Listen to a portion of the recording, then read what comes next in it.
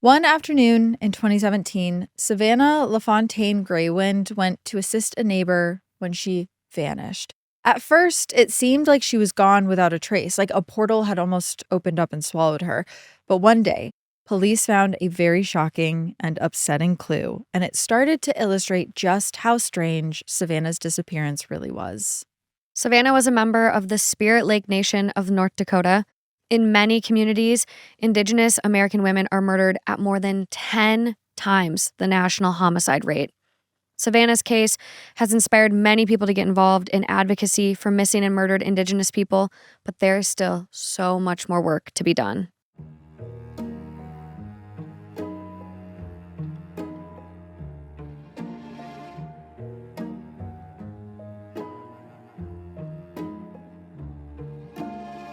Hi guys, welcome back to Clues, where we sneak past the crime scene tape and explore some of the key evidence behind some of the most gripping true crime cases. I'm Kaelyn Moore, and I'm going to be the one digging into the timelines, the backstories, and the court files released on these cases. And I'm your internet sleuth, Morgan Absher.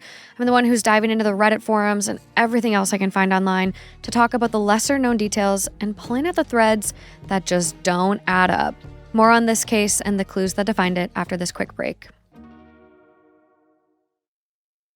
This is a case today that is going to have many of you out there enraged. Yeah. It's a hard one to listen to. It's a really heavy one. We'll have some content warnings in the description for people who might be sensitive to this kind of case, but it's going to be a heavy one, guys. It's very heavy. There's a lot of graphic descriptions as we kind of get into it, so please listen with care today. I mean, it involves a missing woman pregnant at the time of her disappearance, and it's a tough one. And just a quick reminder for anyone who's watching this episode on YouTube, you're going to see some assets that'll show you what we're talking about. And if you're listening, you can always find those same assets on our Instagram. That's @CluesPodcast on Insta. This case begins on August 19th, 2017. Then 22-year-old Savanna LaFontaine-Greywind started her day like she always did, taking care of others before she took care of herself. Now, she lives with her parents, Joe and Norberta Greywind. Her mother's maiden name was LaFontaine, and her 3 younger siblings who she basically helped raise. They all share this modest first-floor apartment on 9th Street North in Fargo, North Dakota. And the family is about to get a little bit bigger. Savanna is actually 8 months pregnant, but she has not really slowed down one bit. Today is Saturday, which means Savanna has the day off from work. So she offers to give her younger siblings rides to work. She drops her sister off, and then she returns home to drive her 16-year-old brother to his summer job. And that afternoon, Savanna also was exchanging some texts with her boyfriend, who's also the father of her baby, Ashton Matheny. She's looking forward to seeing him the next day because they're going to have a baby shower. But at around 1:15 p.m., a surprise visitor calls for Savanna through the open door of her family's apartment. It's her neighbor, her upstairs neighbor, 38-year-old Brooke Cruz. She lives on the 3rd floor of this building. They don't really know each other that well. They've met a couple of times just because of the proximity that they're in. But it seems like Savanna didn't find it strange when Brooke says that she's sewing a dress and was even going to offer Savanna $20 to come upstairs and model it for her. Savanna tells her, sure, she'll be up in just a minute. Then she orders a pizza to come to the house, and she tells her dad to look out for it. She's just going to be gone for a few minutes. At 1:24 p.m., Savanna walks upstairs from her family's place to Brooke Cruz's apartment to model that dress, but an hour later, she's still not back. And her parents are starting to get a little bit worried. They start calling her, they start texting her, but there's no reply. And this is really not like Savanna. So they start getting a bad feeling. Let me talk a little bit more about Savanna and her family. Savanna Marie LaFontaine-Greywind was born on August 9th, 1995 on the Turtle Mountain Reservation in Belcourt, North Dakota. This was a pretty significant place for her mother, Norberta, who is a member of the Turtle Mountain Band of Chippewa.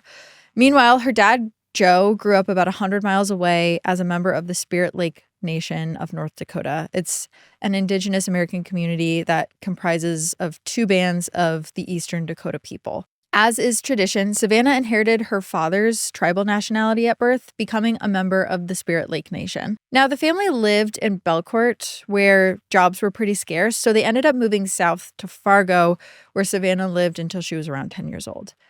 That was a pretty big change for the family, as I'm sure you guys can imagine. They went from a community that was 94% Indigenous to one where fewer than 2% of the residents were Indigenous. And eventually, in 2005, the Greywinds moved to the Spirit Lake Reservation where her dad was from. The family settled in Tokyo, a community of less than 300 people, and they remained there through Savanna's teenage years. Both of her parents worked long hours in manufacturing, so Savanna had to step up and started caring for her younger siblings after school.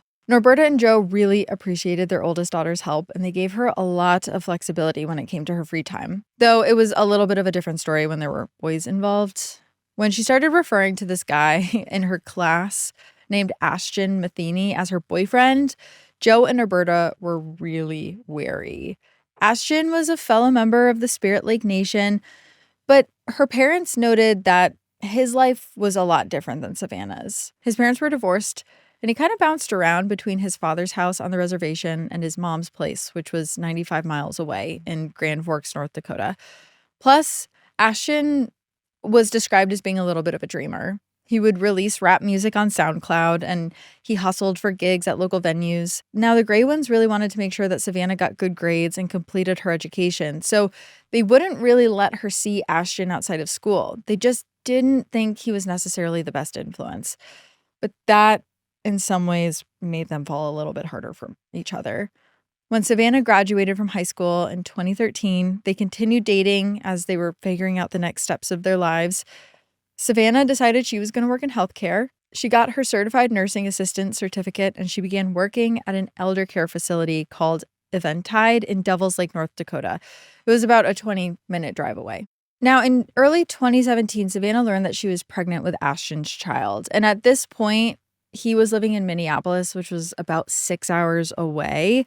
But they knew that they wanted to figure out how they could raise this baby together. Even though they lived so far away from each other, he was trying to find a job in Fargo so that they could actually live together and raise this baby together. And finally, Savanna did find an apartment for them, and she paid the $700 deposit, and they set a move-in date for September 1st. Now, the two of them were going to have a big baby shower thrown by their parents on the 20th. And after that, it was just going to be 12 days until they moved in together and got ready to welcome their first child. And also, Ashton had one more plan, which he hadn't told anyone about yet. On their 7th anniversary, just before the baby's due date in September, he was going to propose to her. But unfortunately, life had other plans. And that brings us back to August 19th, 2017, when around 1:24 p.m., Savanna walked upstairs from her place to her neighbor Brooke Crew's apartment. Her parents after that didn't really hear from her. But sometime between 2:33 p.m. and 2:40 p.m., Savanna's mom, Norberta, sees Brooke, the upstairs neighbor's boyfriend, William Hoehn, arrive at the building. Savanna's dad, Joe, goes upstairs and he knocks on Brooke and William's door multiple times between 2:30 and 3:45 p.m. At first, Brooke tries to talk to him through the door. She says that she and Savanna aren't done with the modeling. But then he comes back a second time. And then Brooke says Savanna has actually already left the apartment. But by 3:45 p.m., Savanna is still not home. So Joe goes and knocks on the door again, and he asks if he can come in to see for himself whether or not Savanna is in there. And Brooke says no. And then she starts kind of acting like she's afraid of Joe, like he's going to do something. So at 4:30 p.m., 3 hours after she last saw her daughter, Norberta, who at this point is really starting to feel like something's not right, decides that it's time to call 911 and report her daughter missing. Norberta makes sure to tell them that Savanna is 8 months pregnant. There's not really any chance that she would have left home without her wallet or her car, which is still there. And she was also in contact with her family through text messages most of the day. And also, on top of that, she had just ordered a pizza that was being delivered to the apartment. So clearly, she had thought she was going to be back relatively quickly. And at this point, Norberta also contacts Ashton, Savanna's boyfriend, to ask if he has heard from her. And he says that they last texted at 1:24 p.m., about the same time as the last text to her family, which was also around the same time that she went upstairs. So when he hears that she's missing, Ashton starts looking for a way to get to Fargo. Remember, he's like 6 hours away. Meanwhile, the 911 dispatcher requests an officer to head to Savanna's address. The closest officer is this 30-year-old named Samuel Bowman. He's a 9-year veteran of the Fargo Police Department. And Officer Bowman shows up at around 4:37 p.m., but he doesn't go upstairs to apartment number 5, where Savanna vanished to. Instead, he spends about 20 minutes questioning Savanna's family downstairs in their apartment. He asks about problems at home, problems with her boyfriend that could have caused Savanna to run away. Joe tries to get Officer Bowman to focus on the 2 people to last see Savanna, their upstairs neighbors, Brooke and William. Joe says that he's always had a bad feeling about this couple. He even has told Savanna in the past to not go up there or interact with them. See, Joe is this pretty hardworking, straight-laced dad, and Brooke and William aren't actually much younger than Joe, but they reportedly smoke weed in their apartment. They get drunk a lot. They have very loud fights that everyone can hear in the apartment complex. They're both frequently unemployed, though recently it seems like William's been working as a roofer. But still, they're not the kind of people that Joe wants his young, pregnant daughter around. But Savanna figured she could just make a quick $20 and that would cover the pizza that she just ordered her family for lunch. So the Greywinds urge Officer Bowman to go upstairs and talk to Brooke and William. And finally, I mean, at this point, this is already botched. Yeah, but finally, I gave it a mark, you guys. At 5 p.m., Officer Bowman finally heads upstairs and asks for permission to search Brooke and William's apartment. And Brooke seems happy to let Bowman in. This is so frustrating. I mean, do you think a woman that just ordered herself a pizza is just going to run away? That just put a deposit down on an apartment? Yeah, let me interrogate these parents to see if they did anything that would have made her want to run away. It's right. Botched. So this brings us to our first clue, though. The initial searches of apartment number 5. The first one happens about 3.5 hours after Savanna was last seen by her family. Officer Bowman didn't have a search warrant or even enough grounds to obtain one, so he couldn't be too invasive during this search. He just kind of browses around in a cursory way, doesn't really search through anything for evidence. When he enters the bedroom, he sees William lying casually on the couple's bed as if he's about to take a nap. Bowman says, quote, "Well, you're not Savanna." He's like cracking jokes. My guy, what? Dude, what? After that, he doesn't search the bedroom any further. Then he questions Brooke briefly about the partially finished dress lying on the couch, asking if Savanna modeled it. Brooke says that Savanna helped with the tailoring, not by modeling the dress. All told, this search sounds like it only lasted a few minutes. And when Officer Bowman filed a report describing Brooke and William, he described them as, quote, calm, and their apartment as tidy. The same report, however, called the Greywinds, quote, upset, anxious, and distraught, which, duh. Yeah, of course they're distraught. Okay. Even though Officer Bowman's search didn't turn up anything, the Fargo police claims that they placed the couple under, quote, constant surveillance. We weren't able to confirm whether this was true or not, but we can tell you one thing, and it's that the Greywinds are not happy with how this investigation is being handled kind of from the jump. Norberta told a reporter early on that the police were, quote, very rude and had no sympathy whatsoever. And they, quote, told me they did their job, end quote. Even though, obviously, Savanna is still missing. And there is evidence that the Fargo PD really might have given Norberta the brush off, exactly like she described. Because a dispatcher admitted to yelling at Norberta when she called 911 repeatedly to demand more action. They actually even went so far as to stop recording her repeated 911 calls, which... I didn't even know you could legally opt to not record a 911 call. Which I'm not sure, but that seems extremely strange. Yeah, wow. You're going to stop recording and then what? And then that's when you start yelling at her? Mm-hmm. So after that, Norberta called the police station and spoke to Officer Bowman's supervisor, Sergeant Mike Urbas, about how the case was actually being handled. Yet, when police returned to the apartment building later that same night, around 10:30 p.m., it wasn't to investigate Savanna's disappearance further. It was actually to follow up on an anonymous disturbance call about a rowdy group of Native Americans on the lawn. The disturbance, air quotes heavily on that one, guys, turned out to be a 25-person group of the Greywinds' friends and family, including Ashton, who rallied to find Savanna. partly because they were so unhappy with the police response, but also because a lot of times in Native American culture, like they really prioritize a communal response to all kinds of crises. They had all been taking turns going up to apartment number 5 to see if they could search the place themselves, but Brooke refused to let any of them in. Around the time Officer Bowman returned for the disturbance call, accompanied this time by Sergeant Urbas, Brooke had moved their couch in front of her locked door. She said she was worried the Greywinds and their friends were going to break in.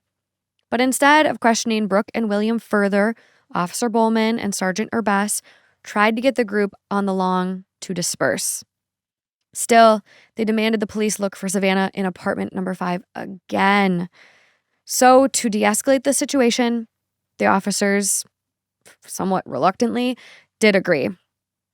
Bowman and Urbas approached Brooke and asked for permission to come inside, but this time, instead of being calm and friendly, she seemed almost irritated, saying, quote, "What do I have to do to show you? I don't know where that girl is."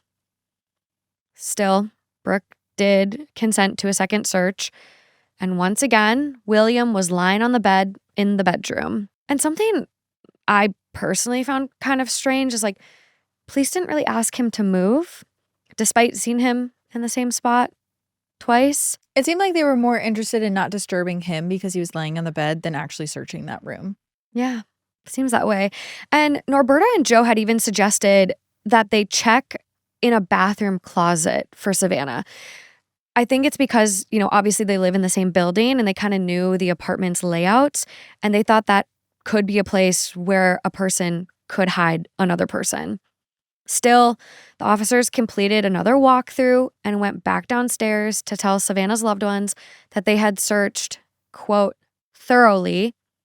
Bowman later filed a report saying, quote, "I saw no signs of any struggle or issues and did not see Savanna." It's giving botched, y'all. It's giving botched. Our second clue does show up this same night after the second search. After telling Norberta earlier that he didn't have enough evidence of a crime to track Savanna's cell phone, Officer Bowman actually changes his mind. And so he requests a phone trace. But when Savanna's cell service provider tries to ping her phone, they get no response, which means her phone is either already turned off, out of battery, or out of service. So now the police know she wasn't just ignoring her family's calls like someone who's running away might. It was more likely that she had been harmed. But they also know they aren't going to be able to pinpoint her location this way. If there was ever a chance of finding Savanna through her cell phone, police had already missed that window. And that brings us to Sunday, August 20th, which was supposed to be the day of Savanna's baby shower. But instead, it is the second day that she's been classified a missing person. The Greywinds spend the afternoon hanging up missing person flyers all over Fargo. Kayla, Savanna's 18-year-old sister, helps by posting on Facebook asking if people could help them look for Savanna. And as the day goes on, Kayla also has this other idea. She knows that it's the district attorney who actually decides whether or not to prosecute a crime, not the local police. So she calls the DA's office and she talks to a prosecutor named Tanya Martinez. Tanya seems to take Kayla's concerns pretty seriously. So she contacts a Fargo cop that she knows named Detective Philip Swan, and he gets into his car and just goes around and starts looking around Savanna's neighborhood. He also talks to his colleague, Detective Bowman, about why he didn't make more of an effort in his initial searches. Bowman says that Brooke appeared reluctant to let him in, so he didn't want to scare her into closing the door and making him get a warrant. He didn't want to do paperwork, is what that translates to. Detective Swan finds this whole scenario to be pretty suspicious, so he gets together with another officer, Sergeant Jim Van Leith. And they decide that they're going to do another search of Brooke and William's apartment around 6:30 p.m. that Sunday.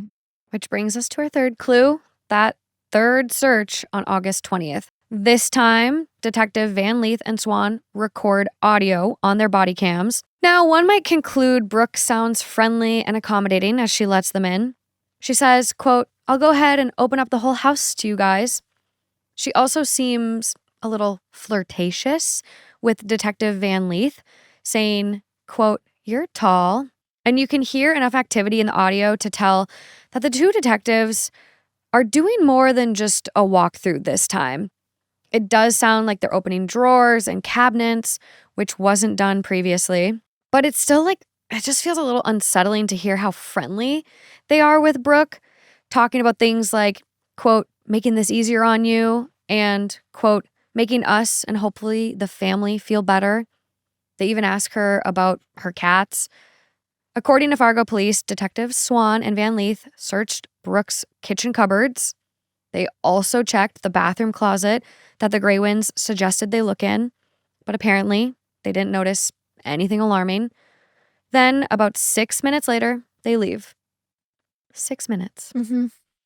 On the recorded audio, Detective Swan refers to the Greywinds' theory that Brooke's done something to Savanna as this, quote, "grandiose idea."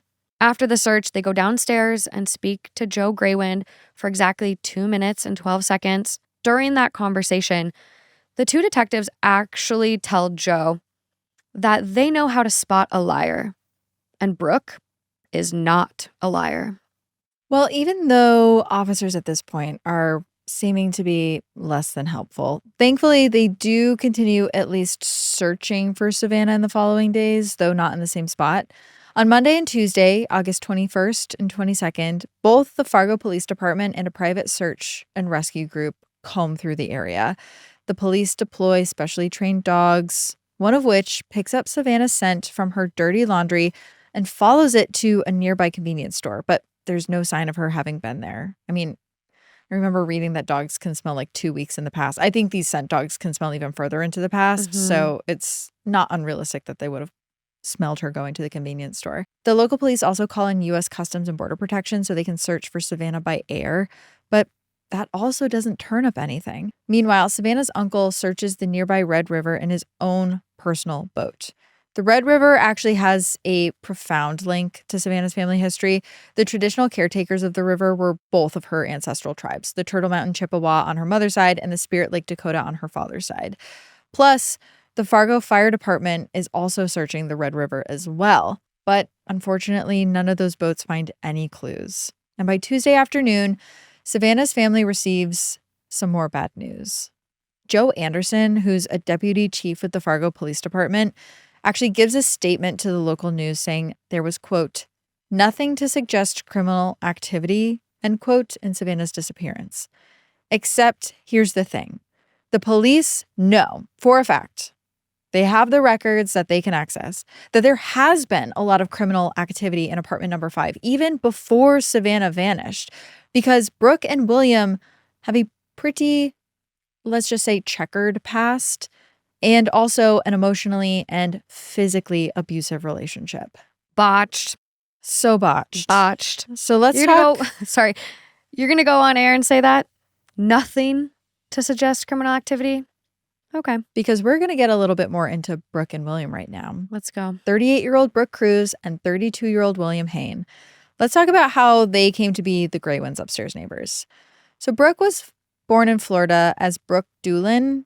She grew up in and out of foster care. She reportedly had as many as 7 children by at least 5 different men, experiencing her first pregnancy when she was only 14 years old.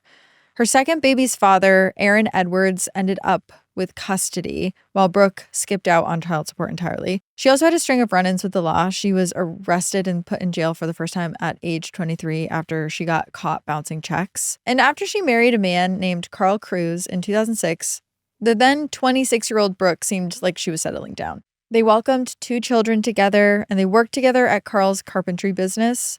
But the marriage only lasted 3 years until, according to Carl, Brooke abandoned the family in 2009 to move to California with another man. Though a few years later in 2012, Brooke was arrested. There is record of this for allegedly attacking Carl with a knife in front of their children. Now, this is an accusation that she did go on to deny. And shortly after that incident, she moved to Australia to marry a man there. Again, this marriage also lasted just a few months. By the fall of 2012, she was back in the United States and she had found someone new. William Henry Hoehn, who had his own share of problems. In 2012, the same year that he met Brooke, William was convicted of felony child abuse for putting his 3-month-old son down on a changing table so hard that it caused skull fractures. Horrendous. That didn't turn Brooke off, though, for whatever reason. She wrote in her diary that William had made, quote, a terrible mistake. That's one way to put it. But, quote, nobody is as hard on him as he is on himself. By that point, though, Brooke thought her own childbearing years were in the past because after she had these 7 pregnancies, it seems like she had a medical procedure done to ensure that she wouldn't get pregnant again. And William obviously is not great dad material. That's putting it so lightly. On top of the child abuse charges, he was a really big conspiracy theorist. And he was also, again, they have record of this, violently racist, especially when he would get really drunk.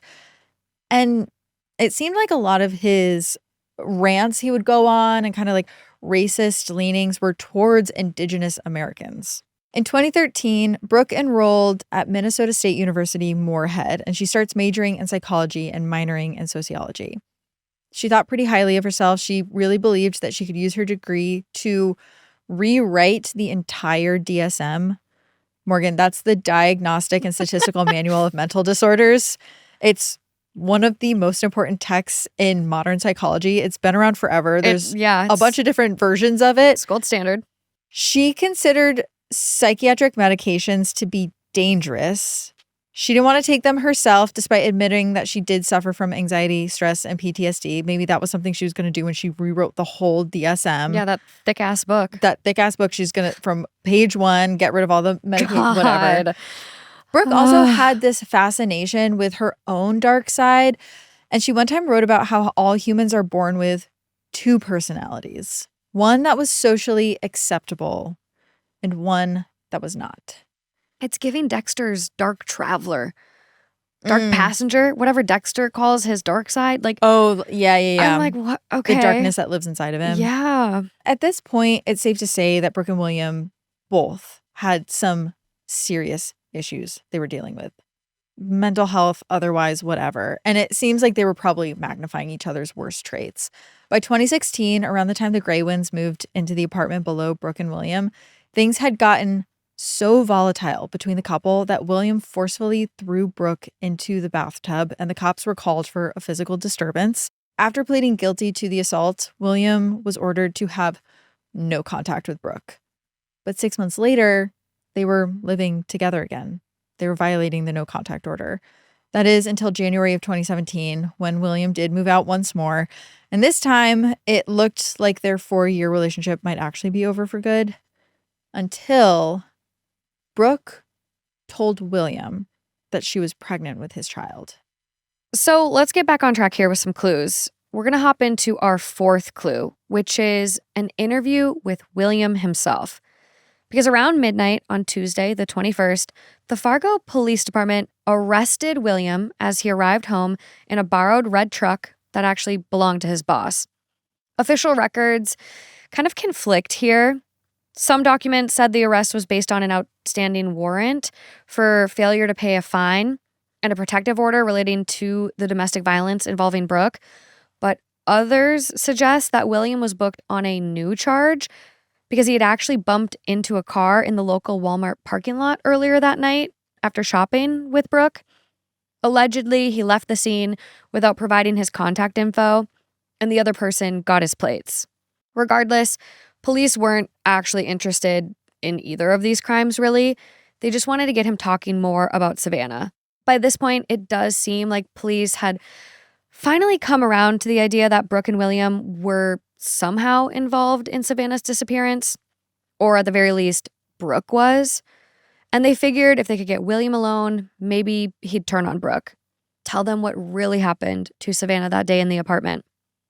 So down at the station, they coddled him and allowed him to chew tobacco. They listened patiently as he ranted about, quote, hardcore feminists ruining society. When they did get him on the topic of the Greywind family, he also revealed his racist views about the Indigenous community. Just not holding back on anything. He portrayed himself as an innocent victim, unable to go about his normal life because of the Indigenous people constantly bothering him about Savanna. As for Savanna herself, William said that she was in the apartment working with Brooke when he got home Saturday afternoon between 2 and 2:30 p.m. And then William claimed that he took a shower, and by the time he got out, Savanna was gone. In the interview clip, though, I will say, I personally think he seemed a little confused on what he did. Yeah. I just came in, I wanted to get my off, get my clothes off, and then I showered. Yeah, I showered. Yeah, the way he presents the order of events is also incorrect. How are you confused? We're going to play a little bit of that clip here for you now. Let me know what you think. I went to bedroom, started to undress for my day, started my shower. And her dad knocking. Savannah's dad? Yeah. And then she took her off. So he's also kind of changing his story a little bit here, kind of admitting, oh, yeah, I actually was in the apartment when Savanna disappeared. Yet, despite this admission, police don't hold William for further questioning. Instead, they release him on early Wednesday with plans to talk to his coworkers about his behavior instead. So on Wednesday, August 23rd, Fargo detectives interview William's boss, the one who actually lent him that red truck. And through him, they learned this. William had been telling his coworkers that he and Brooke just had a baby in a home birth. Which leads us to our fifth clue, that Walmart trip and what William was purchasing. So the detectives, they go back to Walmart, they get a copy of William's receipt to see exactly what he purchased, and sure enough, he purchased a pack of newborn-size diapers.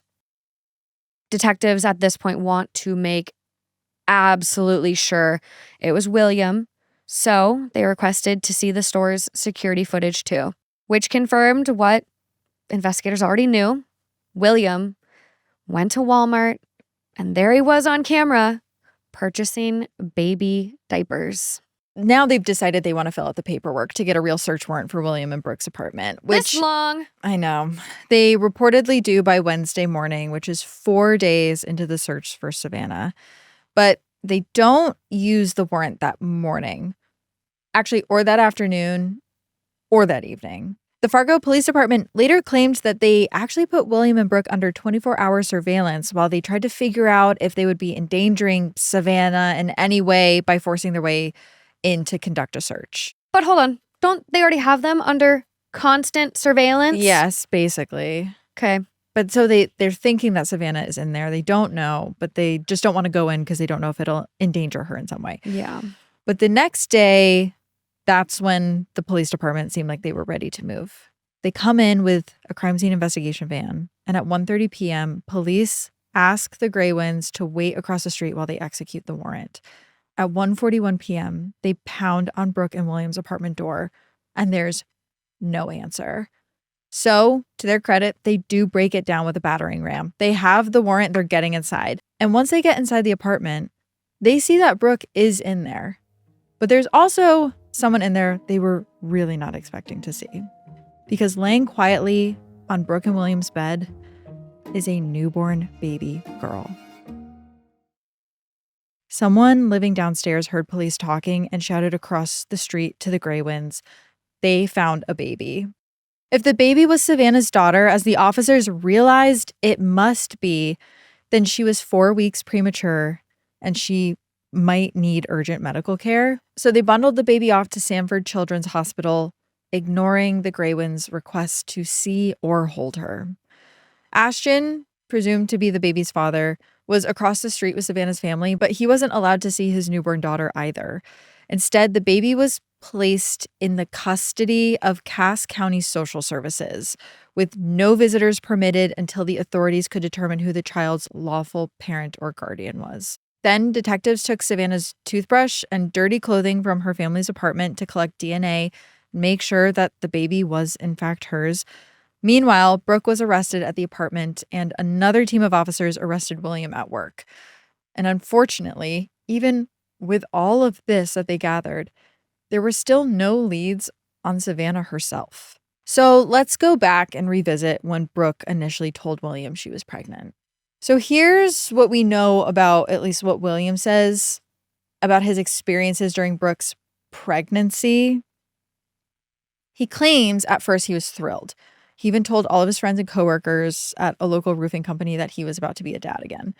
But the couple was struggling emotionally and financially. Besides their money problems, William had another really big fear. He thought that the baby might actually be taken away from them at birth because they both had this history. They both had crimes that they had committed as parents towards children. And so it seems like they were making plans to ensure that the baby wouldn't be taken away from them immediately. They talked about having an unattended home birth so that the authorities, at least according to William, wouldn't crucify them. Essentially, they wanted to have like an off-the-grid birth so people wouldn't even really know that they had had the baby. They also skipped every single prenatal appointment because they didn't want anyone to find out and contact Child Protective Services. William said, though, despite all this, he could not wait to meet their baby. And Brooke had told him that the baby was due in September of 2017, the same month that Savanna was due to have her baby. There was just one big problem. The whole thing was a lie. It seems like Brooke tricked William with a fake pregnancy specifically to keep him from leaving her. But she says over time, she started convincing herself of this lie as well. Brooke had told William earlier that she had her tubes tied. She said that was the procedure she had to make sure she couldn't get pregnant again. And when she told him that she was pregnant, he didn't question it. And he said that it's just because he's not an OBGYN and that's not his area of expertise. And so he just figured you could still get pregnant. He also said that he thought he was seeing changes in her body that corresponded with pregnancy, but that was not the case. Brooke went to pretty extreme lengths to continue this lie. She even found a fetal heartbeat recording online, and she sent that to William, along with her own sonogram photo and a photo of a positive test from a previous pregnancy. So all of the evidence of the pregnancy was just shown to him via photos. And William bought it. They restarted their relationship with plans to raise this child together. Brooke claims that the pregnancy seemed so real to her that she kept a record of her symptoms, including her weight changes, swelling, even contractions she said she was having. And according to Brooke, William didn't get suspicious of this fake pregnancy until August 6th, when they had a really big fight about it. And eventually the truth came out. That's when he hit her. He said he had already told everyone he knew about this baby. And it seems like Brooke realized she had to find a way to fix this problem. She needed to come up with a baby somehow, or else William was going to be embarrassed. Conveniently, her downstairs neighbor was due right around the time that Brooke told people that she would be expecting. And now it was just a matter of figuring out how to make that baby her own. So let's get into clue number 6 for us, which are the bizarre stories Brooke and William told police after they were caught. Now, Brooke admitted that the baby was Savanna's, but she said that she didn't do anything to actually harm Savanna. Instead, Brooke swore that Savanna didn't want the baby and didn't want to wait for her due date to give the baby up. So when Savanna came over to help Brooke with the all-terrain, Brooke had given her advice on how to induce labor. Then Brooke said Savanna left her apartment alive on Saturday afternoon, only to return on Monday after the first 3 police searches when she gave Brooke her newborn baby. Afterwards, Brooke said she never saw Savanna again, but presumed she ran away to escape from her family and Ashton. But William's story was totally different. He said that the baby was in the apartment when he got home on Saturday and was there during all of the searches. According to his version of events, he returned from work to find Brooke cleaning up blood in the bathroom and holding a newborn. He goes on to say that Brooke showed him the baby and said, quote, "This is our baby. This is our family." William said he never saw Savanna at all, just the baby, which contradicts his previous statements to police, which he said he saw Brooke and Savanna working together when he got home. He also explained that the infant was, quote, in a little bed next to him in the bedroom during the first 3 searches. The little bed was later revealed to be a suitcase. William, he actually goes so far as to say, quote, the baby was right there. You guys just didn't see it. The baby was right there. Because they didn't want to disturb him laying in bed. Make him move. The baby was literally probably just under the covers right there. The detectives interrogating him didn't buy his story, though. One of them replied, quote, this is eating you up inside. It's all over your face. She's 8 months pregnant, and all of a sudden, you have a tiny Native American baby in your house, and she's gone. This is pretty straightforward as far as that part of it. End quotes. They tried to tell William that Brooke was inevitably going to turn on him, so he should just tell the truth first. But William insisted he was, quote, 100% backing Brooke, and that he really believed the baby was hers. That he just went to work one day and she had a home birth and gave birth to a baby that didn't look like either of them. Right. And didn't ask any questions. After police got done talking with the couple, they realized the baby was probably their motive all along. Their new theory is that Savanna was killed by one or both of them so that they could pass the baby off as their own child. On Friday, August 25th, the detectives collect DNA from Ashton to compare to the baby, who still at that point had not been allowed any familial visitors at the hospital. Meanwhile, Savanna's friends and family gathered again, this time without any help from the police, to still search for Savanna. They go to multiple local parks. They come back empty-handed every single time. There's a bigger public search party that starts on Saturday the 26th. And for that one, over 200 people show up, including Chippewa firefighters from Norberta's reservation, and they start focusing on the Red River and its banks. Once again, they don't have any luck finding anything. But during these searches, Ashton and the Greywinds actually realize that one of the searchers is a well-known Indigenous activist named Ruth Buffalo, who's actually running for state legislature. So they ask her to join the organization team for Sunday's search party. And that day, she catches wind of a possible lead. Yeah, which is kind of a clue, maybe not, and you guys will see why. But it's the farmhouse. That afternoon, one of the searchers says she spotted blood and a breast pump at a farmhouse near Red River. The Greywinds let themselves get a little bit of hope. If there's fresh blood at the farmhouse, maybe Savanna is alive, maybe being held captive. The police think this is credible enough that they show up to search, and they tell the media the farm is a potential crime scene. But just a couple of hours later, they get a call that pulls them away from the farm.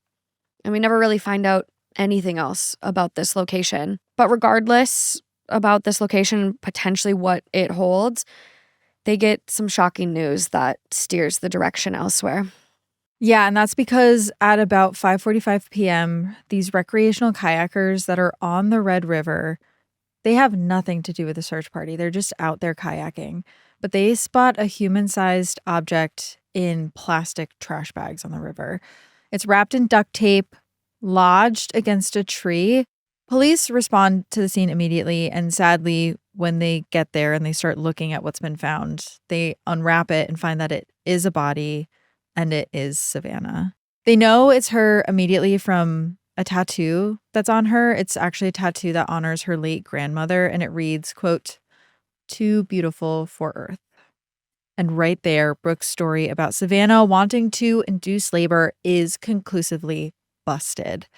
Because Savanna's body has been, the investigators that found her described it as being sliced open from hip to hip, which shows that her daughter had been removed through some sort of amateur C-section that was performed on her. And the medical examiner determines that her cause of death is homicidal violence. However, the police still hope to get the full truth out of either Brooke or William. And the best way they decide to do that is actually going to be by pitting them against each other. Yeah, and that brings us to our clue number 8, which is William's Ace Hardware visit. Even after finding Savanna's body, William denies he did anything besides help clean up the blood. So police still need to tie him to the actual crime in order to put him behind bars. That's when they find out he went to Ace Hardware at 1 p.m. on Sunday, the 20th, the day after Savanna disappeared. And there, William bought duct tape, which is exactly what was used to wrap the plastic bags around Savanna's body. Police actually test the duct tape used to conceal Savanna and find William's fingerprints all over it, which means while Savanna died Saturday afternoon, her body must have been dumped after William's duct tape purchase at 1 p.m. on Sunday, almost 24 hours later. So either Brooke and William somehow got Savanna's body out of the apartment Saturday afternoon, past her entire family downstairs, who are suspicious and watching like hawks, or her body was in that apartment during at least the first 2 searches. And it's actually quite possible that Savanna was hidden in that bathroom closet where Joe Greywind told them a body could be hidden. But police didn't check the bathroom closet until the 3rd search, which happened Sunday evening, a few hours after William had bought that duct tape. So William and Brooke both lawyer up at this point. They refuse to tell police anything more. So prosecutors charge both of them with conspiracy to commit murder, conspiracy to commit kidnapping, and providing false information to the police. And both of them, would you believe it, plead not guilty on all charges. Prosecutors successfully argue for a $2 million bail for each of them after presenting evidence that Brooke and William were searching travel sites before their arrest. They do not want them posting bail and going anywhere. William complains about the bail being unattainable. Duh, William. Like, that's why they did it, William. But the judge has no sympathy for him. William complains a lot, actually, not just in court. I mean, we heard about him talking to the cops. He's complaining about the Indigenous people. He's complaining about just he always has someone to blame his sorry life on. And even though he knows that his calls are being recorded, he uses his phone time in jail to complain even about Savanna. Because he's a sicko, which leads us to our final clue, number 9, William's lack of remorse. The biggest mystery kind of left at this point is how each person contributed to Savanna's murder. Both of them are expected to blame the other at trial, so prosecutors are busy gathering evidence to figure out who's exactly lying, or at least who's telling the biggest lies. And when it comes to William, they've actually got what they think is a secret weapon, his ex-fiancée, Tanith McLeod. She took William in briefly when he left Brooke before she lured him back in with her fake pregnancy. And Tanith is Indigenous too. In fact, she's actually from the same tribe as Norberta's family and is a distant cousin of Savanna's. So when she heard about Savanna's disappearance, she immediately turned against William and started helping the police. She actually pressed William's mom for information on his possible involvement, so much so that William called his mom from jail on September 16th to tell her to stop talking to Tanith. Arrogant, even from behind bars, William tells his mom that Tanith's motivations aren't exactly pure, saying, quote, "She's not hurt because Savanna left this world. She's hurt because I chose Brooke over her." But that didn't stop William from talking to Tanith in prison too, even though he suspected the police were listening. And of course they were. They recorded him rattling off a long list of complaints, like the Greywind family had set him up, the police weren't telling the public the whole truth, his bail was too high, his cellmate was a snitch. Wah, wah, wah. He never asked how the baby was doing or expressed any regret about Savanna's death. In fact, he told his mom, quote, "I don't f***ing think twice about Savanna or how Savanna was going to be bringing that baby up." For months, prosecutors continue preparing for 2 trials with 2 separate defendants who are both just going to point the finger at each other. But then on December 11th, 2017, Brooke really throws them a curveball by changing her plea to guilty. There's no deal. Prosecutors are still going to seek the maximum sentence of life without parole. She's just decided that she wants to skip the whole trial process and she wants to tell her story in her own words. The day after she pleads guilty, Brooke actually sends a letter to a reporter declining an interview. And she writes, quote, "There are many things that I would like to say, but I'm ashamed of what I've done.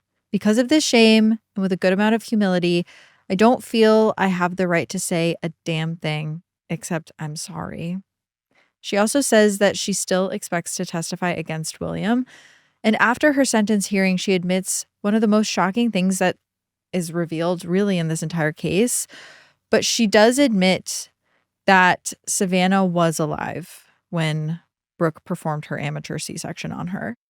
She says, and this is very graphic for anyone listening, quote, she would wake up and pass out and wake up and pass back out. And then she would wake up, but it happened so fast. I did cut her and then I took the baby out of her. She was not dead when I cut her and took her baby out of her. Although there was evidence of strangulation, Savanna's cause of death was revealed to be blood loss, which was due to having a C-section with what they were able to determine was a utility knife and, of course, no anesthesia. For her crime, Brooke does get the maximum sentence, life without the possibility of parole. But it's at William's trial, which starts on September 18th, 2018, that Brooke ends up really telling her whole story. Brooke said that she and William always had a violent relationship. It featured him choking her during sex and making her listen to his fantasies about sexually assaulting and killing young girls. But she never thought that they were going to actually do anything like that until, remember, we mentioned earlier that Brooke claimed that they had a big fight on August 6, 2017, which was regarding the fake pregnancy. And it's then William called her out and Brooke had to admit to everyone involved that she was faking the whole thing. Then she claimed that William angrily told her that she had better produce a baby, and he was the one that mentioned Savanna downstairs. He told her that she was pregnant. On August 19th, she lured Savanna to her apartment and then started a fight with Savanna, pushing her backwards. Savanna ended up hitting her head hard enough to be unconscious, and that's when Brooke started doing the C-section. And that's when Brooke admits that William came home and saw Savanna's body. And that's when he got a rope and wrapped it around her neck and said, if she wasn't dead before, she's dead now. Then the two of them worked together to put Savanna in the bathroom closet, the exact one that Joe told the cops to search since that very first day in the investigation.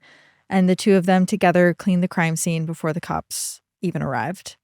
The baby stayed quiet while they hid her on the bed for the first two searches. It was honestly pure luck that the police didn't hear anything, they said. And at some point on Sunday, they moved Savanna's body into a hollowed out dresser. Early on Monday, under the cover of darkness, they carried that dresser outside, and then Brooke stayed home with the baby while William drove to Red River to dump the dresser that was containing Savanna's body. However, William's attorney told a pretty different version of the story. The biggest being that William didn't participate in her murder at all, only in the cleanup and disposing of her body. Which is why, when it came time for his trial, he changed his plea from not guilty to the lesser crimes of conspiracy to commit kidnapping and making false statements to police. He still pleaded not guilty to conspiracy to commit murder, though. His lawyer, Daniel Borgen, basically said William's biggest mistake was falling in love with Brooke. She tricked him into thinking they were going to have a family together, and he bought all the pregnancy stuff. Then, when she realized Savanna was due the same time her fake baby was, Brooke meticulously planned her murder. Brooke's own journals do support that she was researching midwifery and other topics related to delivering a baby at home long before August, which shows she was likely thinking about this plan for a while. Overall, the defense paints a picture of William as someone who was under the spell of a master manipulator, and it works. On the afternoon of September 28th, just before 4 p.m., the jury returns a shocking not guilty verdict on the conspiracy to commit murder charge for William. The Greywinds are devastated. But that is not the end of this case. Prosecutors come up with a hack that's going to allow them to get a heavier sentence for William's other two crimes. So they classify him as what's known as a dangerous special offender. It's a designation that's reserved for those convicted of two, quote, substantially similar serious crimes, both of which endanger someone's life. William's first crime was when he cracked his infant's skull on the changing table.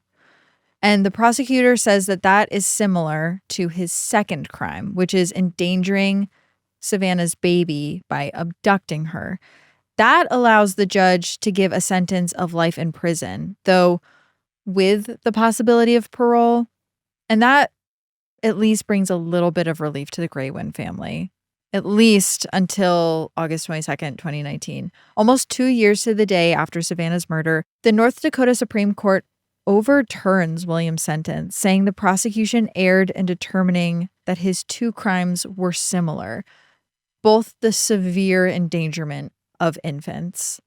Their reasoning is that kidnapping Savanna's baby didn't endanger her life, though they forced her to be born 4 weeks premature, did not seek out any medical attention, anything.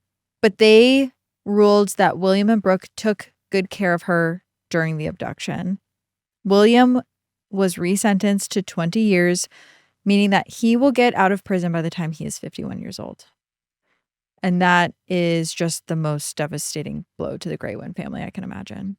Yeah, and honestly, it feels to me like a pretty big failure on our justice system. That man is a threat. At 51, he could go on to have more children.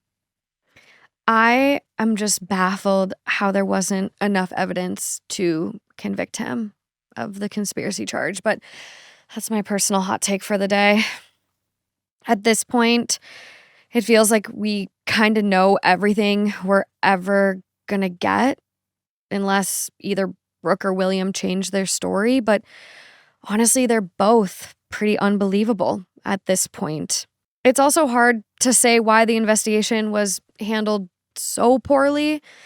I mean, we've got 5 tallies on our botched board today, but if you're out there listening and think we needed more, please let us know what number you came up with. I just find it completely baffling how police failed to notice an infant in 3 different searches and not looking in one of the closets, like not checking anywhere, especially when Joe like lives in that same unit and is like, this is where she could be. And they would have found her. They likely would have found her if they would have searched on those initial searches. She was in that apartment for a while. According to the Fargo Police Department, their story is basically this.